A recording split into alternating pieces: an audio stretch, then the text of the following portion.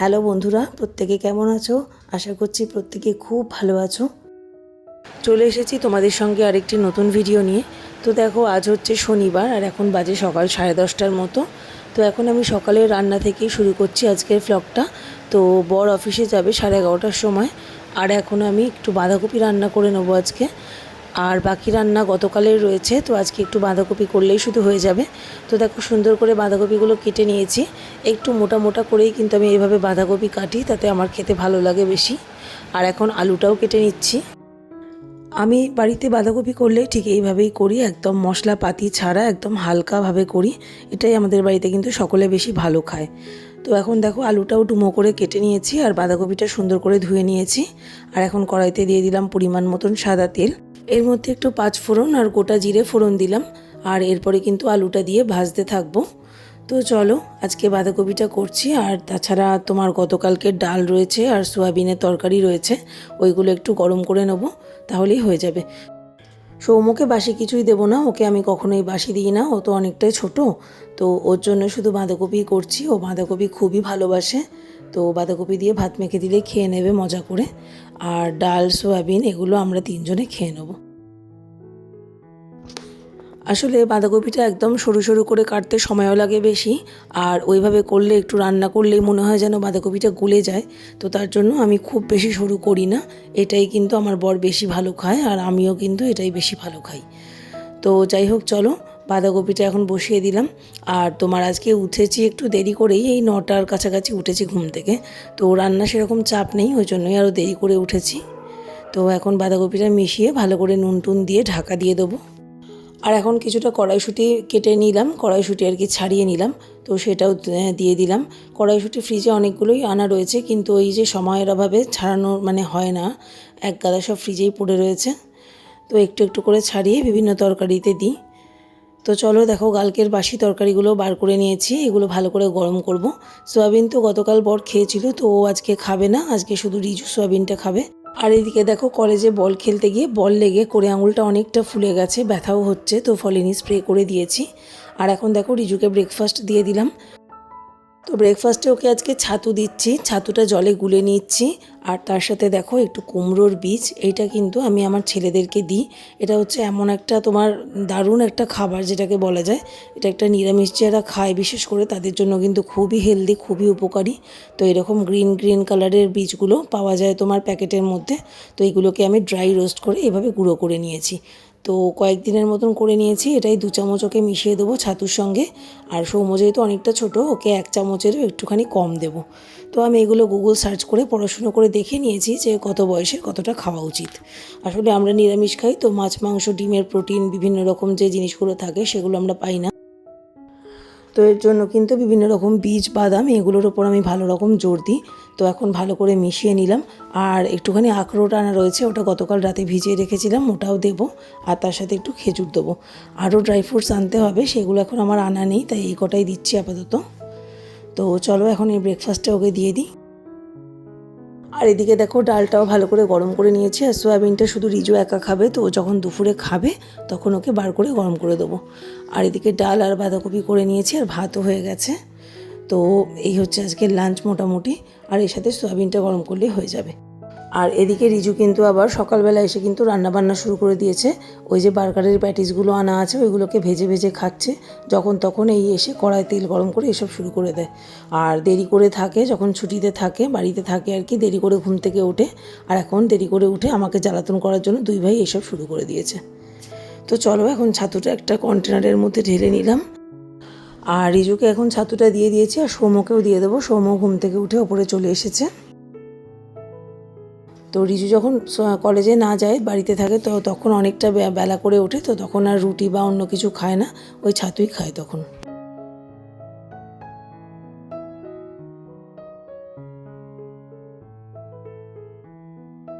আর এখন সৌম্যর জন্য ব্রেকফাস্ট বানিয়ে নিচ্ছি। সৌম্যকে জল দিয়ে দিলাম না, সৌম্যকে দুধটা দেওয়া বেশি দরকার এখন। তো ওই জন্য ওকে দুধের মধ্যে ছাতুটা গুলে দেবো। আর ওই কুমড়োর বীজের গুঁড়োটা, ওটা অল্প একটুখানি পরিমাণ দেবো। তার আগে এখন ওকে দুধটা যেহেতু অনেকটা গরম, এইমাত্র জাল দিলাম, তো এখন দুধটা একটা জলের পাত্রের মধ্যে বসাবো যাতে ঠান্ডা হয়ে যায়।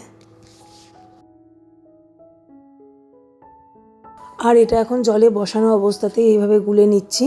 আর এরপরে এর মধ্যে একটুখানি কুমড়োর বীজের গুঁড়োটা মেশাবো।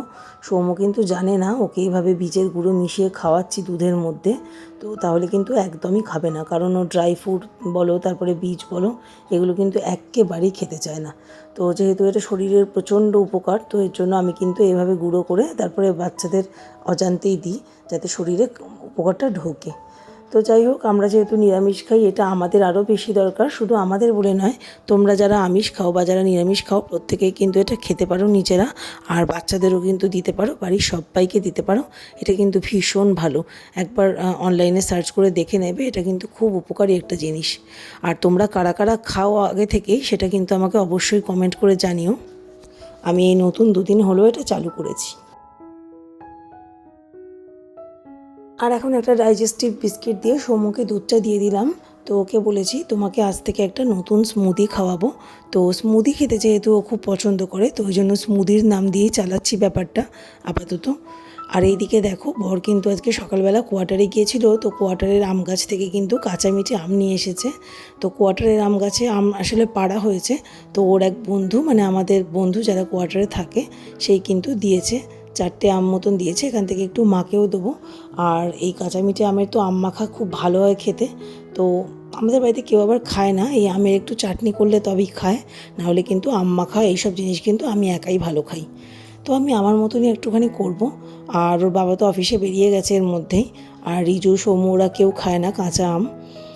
তো দেখো, এটা গতকালকের একটা ভিডিও ক্লিপ দেখাচ্ছি, গতকাল না পরশু যেদিনকে আমি টগর গাছটাকে রিপোর্টিং করেছিলাম, গতকালেরই হবে। তো বাবা যে টগরটা দিয়ে গেছিলো সেটা কিন্তু একটা ছোট মাটির টবে বসানো ছিল। তো ওই টগর গাছটা বেড়ে যাচ্ছে আর মাটিটা কম হয়ে পড়েছিল, তো ওই জন্য প্লাস্টিকের একটা বড় বালতিটাকে রিজুকে বলেছিলাম ফুটো করে দিতে নিচটায়। রিজু কিন্তু অনেকগুলো গর্ত করে দিয়েছে। তো এখন আমি মাটিটাকে রেডি করে নিচ্ছি। তো আমার কাছে যে মাটিটা ছিল, যেটা বাবা দিয়ে গেছিলো, সেই মাটিটাই কিন্তু আমি গুঁড়ো গুঁড়ো করে ভরবো। তার আগে যেটা আর একটা কাজ করব, তোমার এই গোলাপ গাছটা সেদিনকে সার দিয়েছিলাম, তো সারটা না আমি না জেনে বেশি পরিমাণ দিয়ে দিয়েছি। তারপর থেকেই দেখছি গাছটা একটু ঝিমিয়ে পড়ছিল আর পাতাগুলো একটু হলুদ হয়ে যাচ্ছিল। তারপরে আবার গুগলে সার্চ করলাম, তোমার এদিক ওদিক সার্চ করে, তারপরে একে ওকে তাকে জিজ্ঞাসা করে জানলাম যে এরকম অনেকটা বেশি পরিমাণ সার হয়ে গেছে। তো তাই এখন দেখো, ওদিকে যে কালো কালো মাটিটা দেখা যাচ্ছে ওটা কিন্তু সারযুক্ত মাটি, যেটা তোমার টবের মধ্যে ছিল, ওটা কিন্তু আমি অনেকটা পরিমাণ তুলে রেখেছি, তুলে আবার ওর মধ্যে কিন্তু নর্মাল নতুন মাটি দিয়ে রিফিল করছি। তো যাই হোক, গাছটা আমার ভুলের জন্য এরকম হয়েছে, বাজেও খারাপও লাগছে ব্যাপারটা। তো প্রথমবার যেহেতু, আমি আগে কোনো দিন করিনি গাছ টব এরকম জাতীয়, তো আমার আইডিয়া নেই এর জন্য, তো ভুলভাল হয়ে গেছিলো। তো এখন আবার একটু ঠিক করে নিচ্ছি। গোলাপ গাছটা এখন সুস্থ হতে কতদিন সময় লাগবে তাও জানি না, মনটা খারাপ লাগছে জানো তো। গাছটাকে কিনে নিয়ে এলাম 1 মাস আগে, তো তার মধ্যে এরকম একটা হাল হয়ে গেল। তো চলো দেখি গাছটাকে বাঁচাতে পারি নাকি। এখন আপাতত যে কালচে আর হলুদ হয়ে যাওয়া পাতাগুলো আর ডাঁটিগুলো, সেগুলো একটুখানি কেটে একটু কাটছাট করে দিচ্ছি। আর সৌম্য এই টাইমে আমাকে এত বেশি জ্বালাচ্ছিল যে কি বলবো। একে তো এই গাছগুলো আমার কাছে নতুন, মানে এইগুলোর পরিচর্যা কীভাবে করতে হয় আমি সেভাবে জানি না। তার মধ্যে টগর গাছটাকে রিপোর্টিং করব, তারপরে তোমার গোলাপ গাছটাকে করব। তো এত বেশি ও ডিস্টার্ব করছিল যে আমার পক্ষে কিন্তু ভিডিও করা প্রচণ্ড অসুবিধা হয়ে যাচ্ছিলো। তারপরে আবার মাথায় হাত বুলিয়ে বুঝিয়ে তারপরে সেই ও মাটি ভাঙবে, আমার সাথে আর কি ও রিপোর্টিং করবে, ও গার্ডেনিং করবে, এইসব শুরু করে দিয়েছে। যেহেতু ওর অ্যালার্জির প্রবলেম আছে, তো মাটিটা ওকে আমি ধরতে দিচ্ছিলাম না, কিন্তু কিছুতেই কথা শুনবে না, আমার পাশে বসেই করবে, দেখো সমানে উৎপাত করে যাচ্ছে। তো ওকে নিয়ে যতটুকুনি করা সম্ভব ততটুকুনি করতে পারছি, মানে এত দুষ্টুমি করে না যে কি বলবো। তো দেখো সমানে কিন্তু এইভাবে মেরে মেরে দেখো বালতিটাকেই ভেঙে দিল। তো যাই হোক, দুষ্টু বাচ্চা যাদের আছে তারা তো জানোই যে বাচ্চা দুষ্টুমি করলে কীরকম অশান্তির মধ্যে কাজ করতে হয়। ওকে চিৎকার করছি, তারপরে ওদিকে আবার উঠে গিয়ে দেখছি যে তোমার স্ট্যান্ডে ভিডিওটা হচ্ছে কি না, তারপর টপগুলোকে নিয়ে পড়েছি, মানে সব মিলিয়ে নাজেহাল অবস্থা সেদিন আমার, জানো। তারপরে তো সেই কিছুটা করলো, কিছুটা করে দেখছে ওমা গার্ডেনিং করা তো খুবই শক্ত ব্যাপার, আমার আর ভালো লাগছে না, তারপরে সে উঠে টিভি দেখতে চলে গেছে। কিন্তু এটা হচ্ছে তোমার প্রথম দিকের টাইমটা, যেটা যখন মানে এত বেশি ডিস্টার্ব করছিল আর কিছু কথা বলে শুনছেই না, ও গার্ডেনিং করেই ছাড়বে। আর আমি বকর বকর করে, মানে এই সব চলছে মা ছেলের মধ্যে আমাদের, জানো। তো চলো যাই হোক, এখন এগুলো সব করে নিই, তারপরে আবার ফিরে আসছি।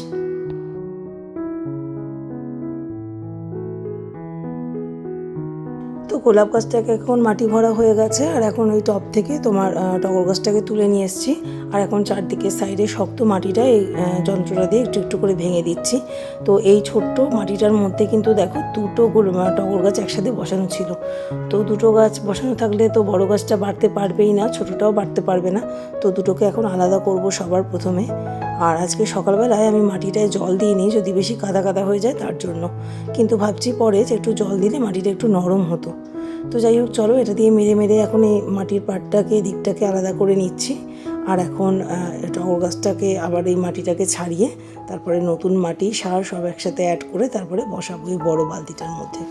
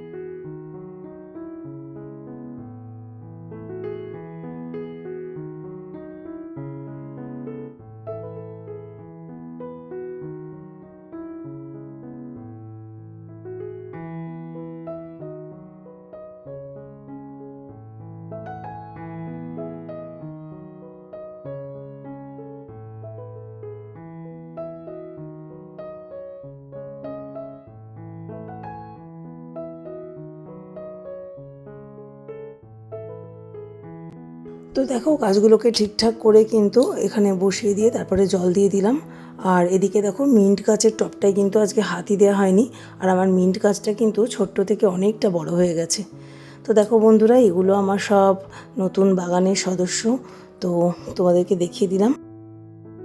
আর এটা হচ্ছে পরের দিনের ছবি। তো প্রথম দিন যেদিনকে রিপোর্টিং করেছিলাম সেদিনকে তো কুড়ি ছিল। তো দেখো আজকে কিন্তু কি সুন্দর একটা ফুল ফুটেছে। তো চলো যাই হোক, আজকেও সকালে কিন্তু জল দিয়ে দিয়েছি। আর দেখো মিন্ট গাছটা কিন্তু ছোট থেকে অনেকটা কিন্তু লম্বা হয়ে যাচ্ছে। আর পাতাগুলোও কিন্তু বেশ বড় বড় হয়েছে। এই গাছটাও কিন্তু বাবা লাগিয়ে দিয়ে গেছিলো।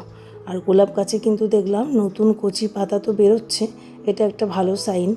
তো দেখি গাছটা হয়তো বেঁচে যাবে। এখন আর জল ছাড়া কিচ্ছু দিচ্ছি না। তো দেখি আমার গাছগুলোকে আমি ঠিকঠাক করে রাখতে পারি কি না।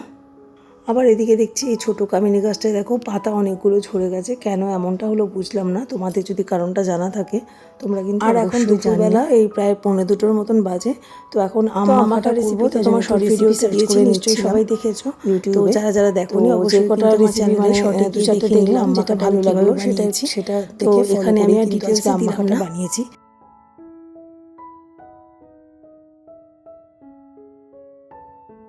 তো রেসিপিটা দেখলাম, সেভাবে ফলো করে কিন্তু আমি আম্মাঘাট আজকে বানিয়ে নিচ্ছি।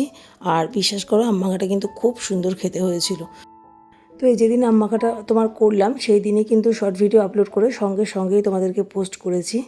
তো চলো এখন আম্মাঘাটা আমি কিভাবে করছি এখানে আরও একবার দেখিয়ে দিচ্ছি, দেখে নাও।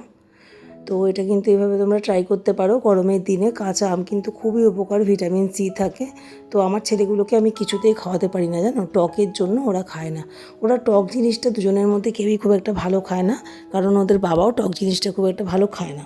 কিন্তু আমি আবার টক খেতে খুব পছন্দ করি। তো এই জন্য কাঁচা আম তো আমার কাছে সবসময় ফেভারিট। আর এইভাবে মাখা করলে তো সেটা মানে আরও দারুণ লাগে। তো চলো সমস্ত মশলাপাতি দিয়ে মেখে তারপরে আমি এটা এখন খাবো। তারপরে কিন্তু সৌম্যকে খাওয়াবো। সৌম্য স্নান হয়ে গেছে এর মধ্যে। আর এই আম মাখাটা করে তারপরে আমি ওকে নিয়ে খাওয়াতে বসবো।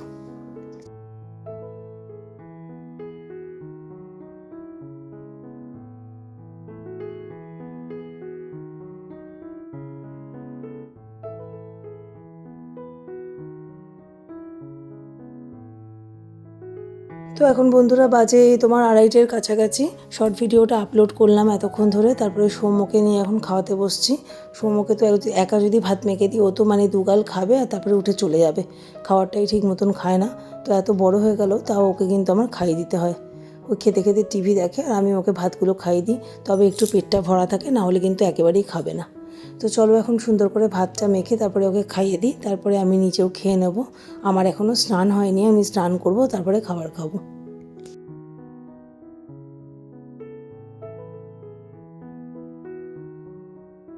দেখো বন্ধুরা, এখন বাজে দুপুর 3:30।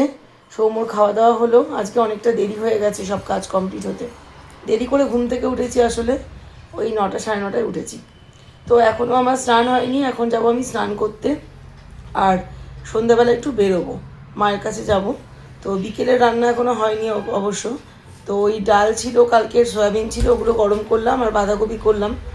আর তোমার এই দিয়ে আজকের এবেলার খাওয়াটা আমাদের হয়ে যাবে। আর রাতে দেখি কি তরকারি করি, করে টোরে সন্ধ্যেবেলা সৌম্যকে নিয়ে যাব ওর মামার বাড়িতে। আর আজকে একটু পার্লারেও যাব, কারণ পরশু দিন আমরা একটু বেরোচ্ছি, মানে দুদিনের জন্য আমরা একটু বেড়াতে যাচ্ছি। তো আজকে একটু পার্লারে যাবো, একটু আইব্রোজ করার আছে, টুকটাক কাজ আছে। আর এখন দেখো 4টে বাজে, স্নান টান হয়ে গেছে। আর এখন কিন্তু আমি খেয়ে নিচ্ছি। আমার কিন্তু প্রায় দিনই কিন্তু এরকম 3:30 পৌনে 4টে হয় স্নান করতে খেতে। তো চলো, আজকে খাওয়া পর্যন্তই থাকলো ভিডিওটা। বিকালে আবার যখন মায়ের কাছে যাব, পার্লারে যাব, তখন আবার অনেক তাড়াহুড়ো থাকবে। তো বন্ধুরা, আজকে ব্লগটা এই পর্যন্তই রাখলাম। ব্লগটা এখানেই শেষ করলাম। আবার ফিরে আসবো নতুন ব্লগ নিয়ে। সবাই ভালো থেকো, সুস্থ থেকো। আমার ভিডিওগুলো যদি তোমাদের ভালো লাগে তো অবশ্যই লাইক করো, কমেন্ট করো, আর চ্যানেলটাকে সাবস্ক্রাইব করে আমার পাশে থেকো। তো চলো বন্ধুরা, আবার দেখা হবে নতুন একটা ভিডিও নিয়ে। এখন টাটা।